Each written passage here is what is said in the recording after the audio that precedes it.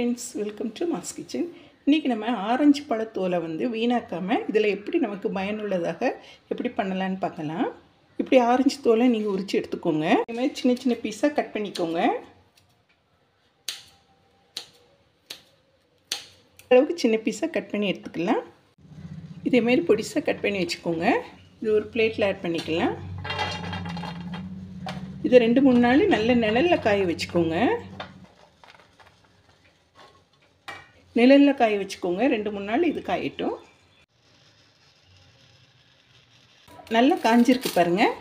மிக்சியில் பொடிகிற அளவுக்கு நல்லா காய வச்சு எடுத்துக்கோங்க. இந்த ஆரஞ்சு தோலில் நமக்கு நிறைய யூஸ்ஃபுல்லான காரியங்கள் நிறைய பண்ணலாம். என்னென்னா, நம்ம ஆரஞ்சு சாப்பிட்ற ஆர்வத்தில் ஆரஞ்சு தோலை குப்பையில் போட்டுருவோம். இந்த ஆரஞ்சு தோலை வச்சு நீங்கள் எப்படி பயன்படுத்தலான்னு இப்போ சொல்கிறேன். இந்த ஆரஞ்சு தோலில் எசன்ஸ் நம்ம கேக்குக்கு யூஸ் பண்ணுறாங்க. ப்ளஸ் நம்ம உடல் பருமனை குறைக்கிறதுக்கு இந்த ஆரஞ்சு தோலை நல்லா பொடி பண்ணி நல்லா கொதிக்க விட்டுட்டு வெந்நீரில் கலக்கி குடிக்கலாம். ப்ளஸ் இதில் அதிக அளவு சிட்ரிக் அமிலம் இருக்கிறதுனால நம்மளோட ஸ்கின்னை ரொம்ப ஷைனிங்காகவும் ரொம்ப பளபளப்பாகவும் வைக்கிறதுக்கு இது ரொம்ப உதவி செய்யும். மிக்சியில் அரைச்சிட்டு இதை நல்லா நம்ம அரைச்சிட்டு பவுடராக்கி நம்ம தயிரில் கலக்கி நம்ம இங்கே ஃபேஸில் அப்ளை பண்ணுங்கள். ஃபேஸில் கரும்புள்ளிகள் இதெல்லாம் இருந்தால் கூட அப்படியே ஃபேஸ் நல்லா கிளியராக நல்லா பளிச்சுன்னு இருக்கும். ப்ளஸ் இதில் விட்டமின் சி, பொட்டாசியம் இருக்குது. நீரிழிவு நோய்க்கு இது ரொம்ப நல்லது ஃப்ரெண்ட்ஸ். இந்த ஆரஞ்சு தோலில் ஒரு எண்ணெய் பசை போன்ற ஒரு பொருள் இருக்கிறதுனால இது நம்ம தோலுக்கு ரொம்ப நல்லது. தோல் புற்றுநோய் வராமல் இருக்கிறதுக்கும் இதை ரொம்ப தடுக்குது ஃப்ரெண்ட்ஸ், இந்த ஆரஞ்சு தோல்.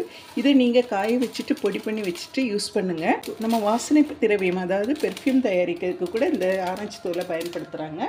ப்ளஸ் இது க்ளீன் பண்ணுறதுக்கு கிளென்சிங்காகவும் இருக்குது. நமக்கு ஸ்டவ் கிட்டக்க பாத்ரூம் கிட்ட க்ளீன் பண்ணோன்னா ஆரஞ்சு தோலை நல்லா கொதிக்க விட்டுட்டு அது வினிகர் சேர்த்துட்டு நீங்கள் க்ளீன் பண்ணுங்கள் ஃப்ரெண்ட்ஸ். உங்களுக்கு நல்ல பளிச்சுன்னு இருக்கும். நிறைய நன்மைகள் இந்த ஆரஞ்சு தோலில் இருக்குது. இது குப்பையில் வீசாமல் இதே மாதிரி நீங்கள் யூஸ் பண்ணி எடுத்துக்கோங்க. இப்படி காஞ்ச ஆரஞ்சு தோலை ஒரு மிக்ஸி பவுலில் எடுத்துக்கோங்க. இதில் ஆட் பண்ணிக்கோங்க. நல்லா காஞ்சாதான் நமக்கு பொடிக்க வரும். மிக்சியில் நல்ல பவுடராக அரைச்சி எடுத்துக்கலாம். அரைச்சிக்கோங்க. இதை நம்ம இப்போ அரைச்சி எடுத்துக்கலாம்.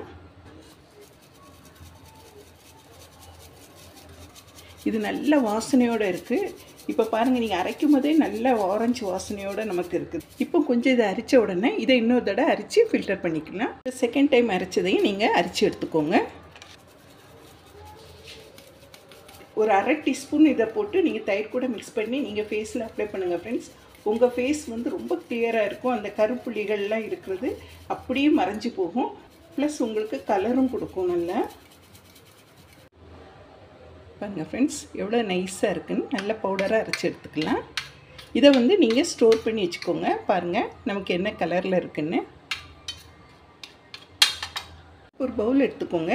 இல்லை 2 ஸ்பூன் கட்டியான தயிர் எடுத்துக்கலாம். இதில் 1/2 டீஸ்பூன் நீங்கள் ஆட் பண்ண போதும், ரொம்ப ஆட் பண்ண வேண்டாம். 1/2 டீஸ்பூன் ஆட் பண்ணி இதை நல்லா கலக்கி விட்டுருங்க. இந்த அளவுக்கு தயிர் கூட நல்லா மிக்ஸ் பண்ணிவிட்டு நீங்கள் ஃபேஸில் அப்ளை பண்ணுங்கள். இதை நீங்கள் ஸ்டோர் பண்ணி வச்சுக்கோங்க. வீடியோ உங்களுக்கு ரொம்ப யூஸ்ஃபுல்லாக இருக்கும்னு நினைக்கிறேன் ஃப்ரெண்ட்ஸ். இந்த வீடியோ உங்களுக்கு பிடிச்சிருந்தேன்னா மாஸ் கிச்சனுக்கு லைக் பண்ணுங்கள், ஷேர் பண்ணுங்கள், சப்ஸ்கிரைப் பண்ணுங்கள் ஃப்ரெண்ட்ஸ். தேங்க்ஸ் ஃபார் வாட்சிங்.